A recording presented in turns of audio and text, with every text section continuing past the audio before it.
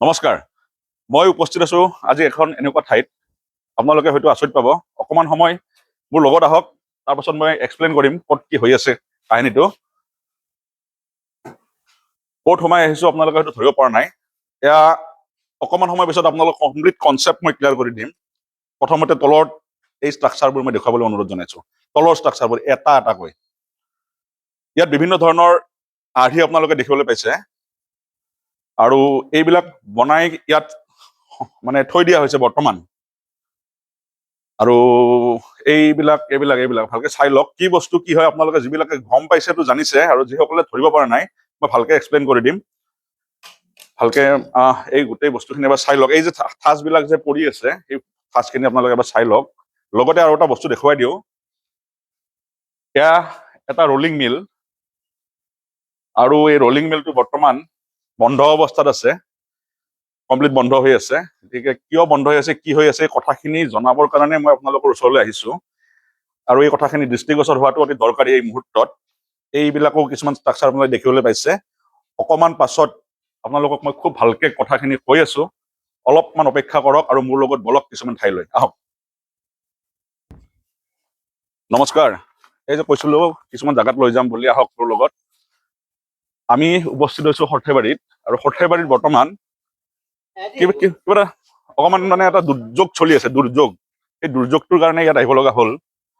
মানে গুৱাহাটীৰ পৰা মই সাধাৰণতে বুৰঞ্জীৰ কাম কৰো, বুৰঞ্জীৰ ওপৰতে আপোনালোকক মই তথ্যবিলাক দি আছো। কিন্তু আজি এটা এনেকুৱা দুৰ্যোগৰ বিষয়ে গম পাইছো, সেই দুৰ্যোগটোৰ কাৰণে মই ইয়ালৈ আহিবলগীয়া হৈছে।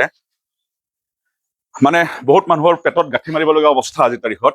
আৰু সেই কথাখিনিকেই আপোনালোকক অকণমান চৰকাৰৰ দৃষ্টিগোচৰ কৰাৰ অৰ্থে, যাতে মই অকণমান এই কথাখিনি ৰাইজৰ মাজলৈ যায়, চৰকাৰে গম পায়, সেইকাৰণে এই ঠাইলৈ আপোনালোকক মই লৈ আহিছো। আহক। আৰু এই ঠাইখিনি আপোনালোকে বুজি পাইছে নে কিবা? যদি পোৱা নাই মই বুজাই দি আছো।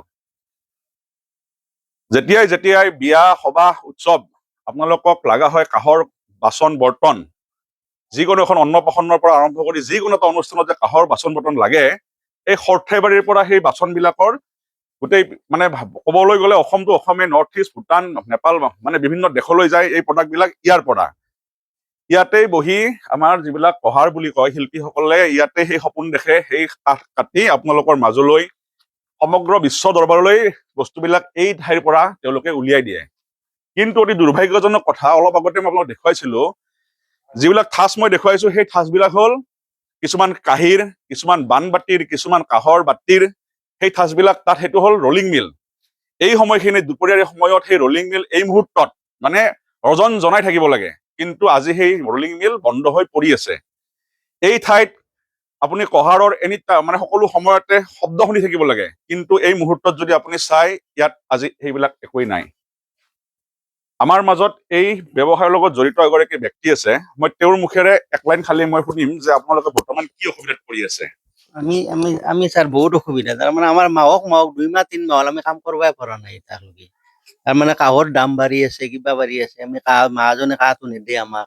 তাহোন মালটো বেচবা নৰে না, নৰাৰ কাৰণে মালটো দিবা নৰে কাহটো। তেওঁলোকে বস্তুখিনি দিলে আপোনালোকে সেইখিনি বনাই কিনে আকৌ তেওঁলোকক ঘূৰাই দিয়ে। আমি তাহোন ভাঙা কাহটো দেই, আমি গড়া মালটো দি দিওঁ, আমাক মজুৰিটো দি দেই ধুনীয়াকে। দি দিলি এতিয়া সেইখিনিও নহয়, আমি 1.5 মাহ আমি কামেই কৰা নাই। এয়া হ'ল সৰ্থেবাৰী। তাৰমানে আমাৰ বিৰাট খাৱলৰ কাৰণে বিৰাট টান হৈছে। তাৰমানে চলা মিলা বিৰাট অসুবিধা, আৰু আমি নৰোৱে, চলবাই নৰো। এতিয়া আমি কি কৰো কি নকৰো সেনে লাগি আছে মন। মানে আজি কিমান দিন হ'ল? 1.5 মাহ 2 মাহ আজি 40 দিন মান এনেকৈ বহিয়ে আছো। ক'ৰবাত 2-1 দিন আহে আৰু মাজে মাজে। অসমৰ প্ৰতিগৰাকী ব্যক্তিলৈ, সচেতন মহললৈ আমি দেখিছো ৰাজনীতিৰ কাৰচাজিবিলাক দেখি আছো। কিন্তু যদি আমাৰ এই ক্ষুদ্ৰ ক্ষুদ্ৰ উদ্যোগবোৰ বন্ধ হৈ যায়, আজি যদি শুৱালকুছিৰ পৰা পাটৰ কাপোৰ প্ৰডাকশ্যন নহয়, সৰ্থেবাৰীৰ পৰা যদি কাঁহৰ বাচন, যিটো আমাৰ আপুৰুগীয়া সম্পদ যুগ যুগ ধৰি আমাৰ চলি আছে, আজি যদি তেওঁলোকৰ অৱস্থা এনেকুৱা হ'বলগীয়া হয়, তেনেহলে অদূৰ ভৱিষ্যতে আমি ডাঙৰ ডাঙৰ সপোনবিলাক, আমি ঘৰে ঘৰে হিতাধিকাৰী সৃষ্টি ঠিকে কৰিছো, কথাটো অলপ অপ্ৰিয় হলেও সত্য। কিন্তু যদি যিখিনি মানুহে নিজৰ হাতে বৰে কাম কৰি চলি আছিল, আজি সেই মানুহখিনিয়ে এই 1.5 মাহ তেওঁ ক'লে কি কৰি খাব এতিয়া, সেইটোক লৈ তাৰমানে কি এটা আমাৰ এটা থলুৱা এটা শিল্প আজি হেৰাই যোৱাৰ উপক্ৰম হৈছে। যদি এই মুহূৰ্তত চৰকাৰে প্ৰপাৰ গুৰুত্ব নিদিয়ে আৰু ব্যৱস্থা হাতত নলয়, তেনেহলে কিন্তু এই সৰ্থেবাৰীৰ কাঁহ শিল্প ধ্বংসৰ গৰাহত যোৱাটো একেবাৰে নিশ্চিত। হয়। এই সংক্ৰান্তত যোৱাকালি তেওঁলোকৰ এখন মানে সমিতি এখন তেওঁলোকে বনাইছে। এই সম্পৰ্কত আমাৰ মাননীয় বিধায়ক দীপক কুমাৰ দাসক তেওঁলোকে এখন স্মাৰক পত্ৰ দিছে বা তেওঁলোকে কথা বতৰা কৰিছে। ইয়াত বিভিন্ন অসুবিধাৰ কাৰণে এটা চিষ্টেমত এই কাঁহৰ ব্যৱসায়টো আজি ধ্বংসৰ গৰাহত আহিছে। সেই বিষয়ে সমগ্ৰ তথ্য আপোনালোকক মই দিম, অকমান সময় অপেক্ষা কৰক। আমি আৰু এঠাইলৈ যাম, সেই ঠাইৰ পৰা এই যিখন নতুন সমিতি হৈছে তাৰ সভাপতি আৰু সম্পাদক মোৰ লগত থাকিব। তেওঁলোকে আমাৰ মাধ্যমেৰে ৰাইজলৈ এই কথাখিনি আগবঢ়াই পঠাব। লগতে অসমৰ এটা সংগঠনৰ এগৰাকী নেতৃত্ব থকা যুৱক হিচাপে মই অসম চৰকাৰলৈ সেইটো মই আহ্বান জনাও যে মানুহৰ যদি এনেকে অসমীয়া মানুহে যদি পেটত গাঁঠি মাৰিবলগীয়া হয়, নিবনুৱা সমস্যা সমাধান এটা বেলেগ চেপ্টাৰ, যিখিনি মানুহে কাম কৰি আছিল তেওঁলোকৰ যদি আজি এইটো অৱস্থা হবলগীয়া হয়, তেনেহলে কিন্তু আগন্তুক দিনবোৰত আমি বহুত ডাঙৰ ডাঙৰ কথা ক'ব পাৰিম, কিন্তু আমাৰ মানুহৰ যদি অৱস্থা এনেকুৱা হবলগীয়া হয়, কিন্তু আমি ক'ত গৈ আছো, আমাৰ ভৱিষ্যত কি, আমাৰ অসমীয়া জাতিৰ ভৱিষ্যত কি, এইবিলাক প্ৰশ্নবোধক সৃষ্টি হ'ব। আৰু বলক আমি অলপ কথা পাতিম এতিয়া। এয়া আমি আকৌ যিটো মিলৰ পৰা আৰম্ভ কৰিছিলো সেই মিলটোলৈ গৈ আছো। আমি তাৰ মাজতে আপোনালোকক অসমবাসী ৰাইজক যিসকলে দেখা নাই দেখুৱাইছো, এয়াই সৰ্থেবাৰী। এইবিলাক সৰ্থেবাৰীৰ বিভিন্ন দোকান, কাঁহৰ পিতলৰ মানে কাঁহৰ বিভিন্ন ধৰণৰ আচবাব ইয়াত থাকে। আৰু ইয়াৰ পৰাই যিবিলাক মহাজন বুলি কয় তেওঁলোকে সেই পেকিং কৰি বস্তুবিলাক অসমৰ বিভিন্ন ঠাইলৈ পঠাই দিয়ে। বিক্ৰী বিভিন্ন চাইনালৈ যায়, নেপাললৈ যায়, ভূটানলৈ যায়, অৰুণাচল প্ৰদেশলৈ যায়, বিভিন্ন জাগালৈ যায়। আমি এতিয়া আকৌ সেই যিটো ৰলিং মিলৰ পৰা আমাৰ কাহিনীটো আৰম্ভ কৰিছিলো, ৰলিং মিললৈ আহিছো, কাৰণ তাত আমাক বুজাব যে সমস্যাটো ক'ত আৰম্ভণি আৰু আজি ক'ত সমস্যাটো গৈ য'ত লাগি গৈছে একদম। এই কথাখিনি তাৰমানে ভালকে আপোনালোকক বুজাব। আৰু আমি সমাধানৰ উত্তৰ বিচাৰিয়ে আহিছো। আমাক সমাধান লাগে এই সমস্যাটোৰ, কাৰণ এইটো যদি শেষ হৈ যাবলগীয়া হয় তেনেহলে অসমৰ এটা ইতিহাস শেষ হৈ যাব। আহক, নমস্কাৰ। এতিয়া এই যিটো মিলৰ পৰা আমি আৰম্ভ কৰিছিলো, দেখুৱাই দিয়া এইটো ৰলিং মিল, এই ৰলিং মিলৰ পৰা যিখিনি বস্তু মই দেখুৱাইছিলো সেইখিনি কেনেকুৱা কি, মোৰ লগত উপস্থিত আছে বিপুল ডেকা। তেখেত যোৱাকালি এটা নতুনকে সন্থা নতুনকে তৈয়াৰ মানে সংগঠিত কৰা হৈছে। কাৰণটো হ'ল এই যিটো বিপদ আহিছে, সেই বিপদটোৰ পৰা কেনেকে আমি ওলাব পাৰিম, এই বৃহত্তৰ এখন সমাজ কেনেকে ওলাই আহিব কাঁহ ব্যৱসায়ৰ লগত জড়িত, তাৰ কাৰণে তেখেতক সম্পাদক আৰু আমাৰ বিজয় ভূঞা ডাঙৰীয়া তেখেতক সভাপতি হিচাপে লৈ এখন ডাঙৰ কমিটি বনোৱা হৈছে। আৰু তেওঁলোকে এতিয়া সমস্যাটো সমাধানৰ ৰাস্তা বিচাৰিব। তেওঁৰ কথাখিনি বাকীখিনি আৰম্ভ কৰাৰ আগতে প্ৰথম দাদাক মই প্ৰথমতে মই দেখুৱাই থৈ গৈছিলো, যিহেতুকে যিসকলে জানেতো তেওঁলোকে জানে, যিসকলে নাজানে এবাৰ তেওঁ এইখিনি বস্তু এবাৰ এটা থুলমূল আভাস দিব কি আছিল এইবিলাক। হয়, নমস্কাৰ। আচলতে আহক আপোনালোকক এটা প্ৰথমতে বস্তু দেখাব লাগিব। প্ৰথম বস্তুটো হৈছে আমাৰ এইটো বস্তু হৈছে আমাৰ কাঁহ, মানে এইটো পিয়ৰ কাঁহৰ এইটো গলোৱা হৈছে। মানে এই কাঁহটো গলাই পেলাই আমাৰ যিখিনি শিল্পী, সেই শিল্পীয়ে নিজ হাতেৰে গড়শালত মানে গলাই এইটো বস্তু এনেকে আমাৰ ইয়াতে দি থৈ যায়। আৰু এই বস্তুটো এনেকে ইয়াত দি থৈ যোৱাৰ পাছত আজি চাওক ইয়াত কোনো আৰু কাঁহ নাই। আচলতে ইয়াত মিনিমাম একদিনত আমাৰ 2000 কেজি কাঁহ লাগে, 2000 কেজি। তো আজি ইয়াত আপুনি যদি চাই দিনটোৰ ভিতৰত যদি পৰে বৰ বেছি 400 কেজি 500 কেজি কাঁহ আজি ইয়াতে আমাৰ ৰলিং কৰাৰ কাৰণে আহে, মানে শিল্পীসকলৰ পৰা। মিল বন্ধ কৰি থৈছে। আল্টিমেটলি মিল বন্ধ, প্ৰায় বন্ধ। আমাৰ এদিন চলে, হয়তো এদিন নচলে, এনেকুৱা টাইপৰ হৈছে। আৰু এই বস্তুটোৱে ইয়াত মানে ৰলিং হৈ পেলাই এইটো ৰূপ পায়। অলপ বুজাই দিবচোন। এই ৰূপটো পায়। এই ৰূপটো পোৱাৰ পাছত এই বস্তুখিনি লৈ গৈ আমাৰ শিল্পীখিনিয়ে তেওঁলোকে আমাৰ যিটো মানে আমাৰ সামগ্ৰী, যেনেকে কাঁহী হওক বা বাতিয়ে হওক বা বানকাঁহীয়ে হওক বা বটায়ে হওক, এই বস্তুবিলাক, বানবাতিটো নহয়, বানবাতিটো ইমানৰ পৰা নিজে হাতেৰে পিটি কৰে। তো এই বস্তুখিনি তেওঁলোকে বনায়। কিন্তু আজি আপোনালোকে এই বস্তুখিনি দেখিলে আপোনালোকে গম পাইছে যে ইয়াত কাঁহ মানে ভঙা কাঁহৰ অসুবিধাৰ কাৰণে আমাৰ ইয়াতে ৰলিং মিলত কাঁহাই দিয়া নাই, শিল্পীখিনিয়ে কাঁহাই দিয়া নাই। এইটোৱে প্ৰমাণ কৰে যে কাঁহৰ কিমান নাটনি। মোৰ লগত এই দাদা আহি উপস্থিত হৈছে। দাদা প্ৰাক্তন পৌৰপতিও আছিল আমাৰ সৰ্থেবাৰী পৌৰসভাৰ, আৰু বৰ্তমান এই যিখন কমিটি বনাইছে পৰিত্ৰাণৰ অৰ্থে, সেই সমিতিখনত তেখেতক সভাপতি দায়িত্ব দিয়া হৈছে। এতিয়া মই জানিব বিচাৰিছো যে আচলতে প্ৰকৃততে এতিয়া সমস্যাটো ক'ত, ক'ৰ পৰা আৰম্ভ হ'ল, আজি কিয় ইমান বিপদত পৰিল, প্ৰত্যেক মানুহৰ ঘৰত যিবিলাক মানে ঘৰে ঘৰে য'ত কাম চলে, আজি কামবোৰ কিয় বন্ধ হৈছে, আৰু কেনেকে তাৰ পৰা আমি মুক্তিৰ কিবা উপায় আছে নে নাই, যদি আছে কেনেকে আগবাঢ়িব লাগিব, এই কথাখিনি তেওঁলোকে কি চিন্তা চৰ্চা কৰিছে প্ৰথমৰ পৰা শেষলৈ। মই যিখিনি প্ৰশ্ন কৰিলো, সমস্যা ক'ৰ পৰা সৃষ্টি হ'ল, কেনেকে সমস্যাটো আগবাঢ়ি গ'ল আৰু আজি কি অৱস্থাত মানে এই ইণ্ডাষ্ট্ৰিটো বন্ধ হোৱাৰ উপক্ৰম হৈছে আৰু পৰিত্ৰাণৰ উপায় কি, এই চাৰিটা বিষয় তেওঁলোক দুগৰাকী ব্যক্তি আছে। এগৰাকীয়ে প্ৰথমতে আমাক বুজাই দিয়ক যে এইটো হৈছে ক'ৰ পৰা। বিপুল ডেকা ডাঙৰীয়াকে মই সুধিলো যে এই সমস্যাটো ক'ৰ পৰা আৰম্ভণিটো হৈছিল। কথাটো এনেকুৱা যে বস্তুখিনি আমাৰ এইটো কাঠটো বনোৱা হয় ৰাং আৰু তামেৰে।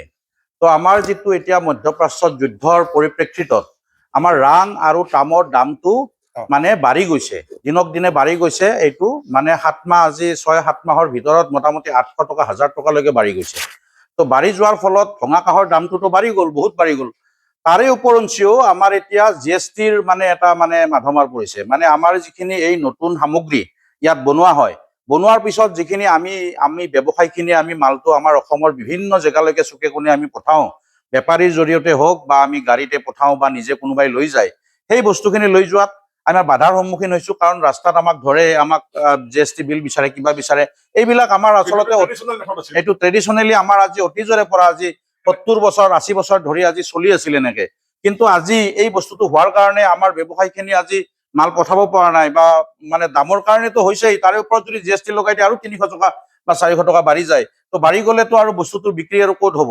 তো সেই সূত্ৰে মানে আমাৰ বস্তুখিনি মেইন প্ৰব্লেম হৈছে। গতিকে এইখিনি যদি চৰকাৰে আমাক যদি এইখিনি মানে সহায় কৰিব নোৱাৰে বা নকৰে, অলৰেডি আমাৰ বিধায়ক মহোদয়ে যথেষ্টখিনি আমাৰ কাৰণে চেষ্টা কৰিছে। বিধায়ক মহোদয়ে গৈছে, তেওঁ GST কমিশনাৰ ছাৰৰ লগত কথা পাতিছে নিজে, আৰু তেওঁ আমাক আশ্বাস দিছে যে মুখ্যমন্ত্ৰী মহোদয়ৰ লগত কথা পাতি এই বস্তুটোৰ এটা মানে বিচাৰ বিবেচনা তেওঁ কৰিব বা এই বস্তুটোৰ এটা ব্যৱস্থা গ্ৰহণ কৰিব। গতিকে আমি এই চেগতে বিধায়ক মহোদয়ক আৰু কাতৰেৰে আমি অনুৰোধ জনাইছো, মুখ্যমন্ত্ৰী মহোদয়ক অনুৰোধ জনাইছো, যাতে এই বস্তুখিনি অলপ হৃদয়ংগম কৰে, মানুহখিনিৰ কথা খিলঞ্জীয়া মানুহখিনিৰ কথা। বহুত বেছি বাঢ়ি গৈছে, বহুত বেছি বাঢ়ি গৈছে, কাষ্টমাৰৰ কেপাচিটিৰ বাহিৰত গুচি গৈছে। বাহিৰত গুচি গৈছে। আচলতে সেইটো কাৰণে আজি যদি আমাৰ নৰ্মেল এযোৰ কাঁহী বাতি আমি 1 কেজিৰ ভিতৰত হয়, তেনেহ'লে সেই কাঁহী বাতিযোৰৰ দাম আমাৰ ইয়াতে বনাওঁতে 2500 টকা পৰি যায়। তেনেহ'লে আমিওতো তাৰ পৰা কিবা এটা লাভ ল'ব লাগিব, বা ৰিটেইল কাষ্টমাৰ যাক বিক্ৰী কৰিব, হ'লচেল দোকানীয়ে, তেওঁলোকেওতো কিবা এটা লাভ ল'ব লাগিব। গতিকে আল্টিমেটলি বস্তুটোৰ দামটো ইমান ঊৰ্ধ্বগামী হোৱাৰ ফলত বস্তুটোৰ বিক্ৰীটো কমি গৈছে। আগতে যদি আমাৰ ইয়াৰ পৰা ডেইলি 5000 কেজি মাল বিক্ৰী হৈছিল, ছাপ'জ গোটেই অসমখনত, আজি হয়তো বিক্ৰী হৈছে 1000 কেজি। তো আল্টিমেটলি বস্তুটোৰ প্ৰডাকশ্যনটো কমিবই, সেইটো কাৰণে, কাৰণ বিক্ৰী নহ'লেতো প্ৰডাকশ্যন কমিবই। বিজয়তে সুধো মই যে পৰিত্ৰাণৰ উপায়টো কি এতিয়া, সেইটো আপুনি অলপ এইফালে ভালকে কৈ দিয়ক যে কেনেকে আমি, আপুনিতো বহুত বছৰ অভিজ্ঞতা আপোনাৰ, ৰাস্তাটো কি আছে? পৰিত্ৰাণ পাব লাগিলে আমি আমাৰ যিটো আমাৰ ৰ মেটেৰিয়েল একচুৱেলি আমি ভঙা কাঠটো আমি ব্যৱহাৰ কৰোঁ, কিন্তু ৰ মেটেৰিয়েল আমাৰ ৰাং আৰু তাম। আচ্ছা, ৰাঙৰ দাম আৰু তামৰ দাম বহুত বাঢ়ি গ'ল। ক'ৰ পৰা আহে ৰাং? এইটো ৰাংটো আহে মালয়েছিয়া, ইণ্ডোনেছিয়া, ইণ্টাৰনেশ্যনেল, এইটো তাৰ পৰা আহে, আৰু তামটোতো আমাৰ ইণ্ডিয়াতে পোৱা যায় লোকেলি। কিন্তু এই দুটাৰ বস্তু দামটো বহুত ঊৰ্ধ্বগামী হৈ গ'ল। যদি আমাৰ মাননীয় মুখ্যমন্ত্ৰী হিমন্ত বিশ্ব শৰ্মা ডাঙৰীয়াই যদি আমাৰ এইটো ইনিচিয়েটিভ লৈ আমাৰ যদি ইয়াৰে ছাবচিডিৰ কিবা এটা ব্যৱস্থা কৰি দিয়ে, ছাবচিডিৰ কিবা ব্যৱস্থা কৰি দিয়ে, তেতিয়াহ'লে আমাৰ এই যিটো ঊৰ্ধ্বগামী মাৰ্কেট, এইটো কমি যাব। কমি গ'লে আমি অট'মেটিক আমি কাঁহা কিনিব পাৰিম আৰু অট'মেটিক শিল্পীক দিব পাৰিম, আৰু শিল্পীখিনিও কাম পাব। কিমান মানুহ জড়িত হৈছে বৰ্তমান? মোটামুটি আপোনাৰ 3000 তলৰ লেভেলত টোটেল মেইন কাহাৰে সেয়ে আমাৰ এই ব্যৱসায়ীয়ে মিলি গোটেই 3000 মানুহ চলি আছে, ঘৰ চলি আছে। গতিকে গোটেই বিষয়টো এনেকুৱা হৈছে এতিয়া, বাকীখিনি আপুনি সংযোজন কৰি দিয়ক, কেনেকে কি সমস্যা। আমি ক'লেই, আমাৰ দাদাই ক'লেই, বা আপোনালোকে গোটেই আজি মানুহখিনিয়ে চাই আছে, গোটেই মানুহখিনি গম পায় যে দামটো বাঢ়িব, সোণৰ দামো বাঢ়িছে, চব বস্তুৰে দাম বাঢ়িছে।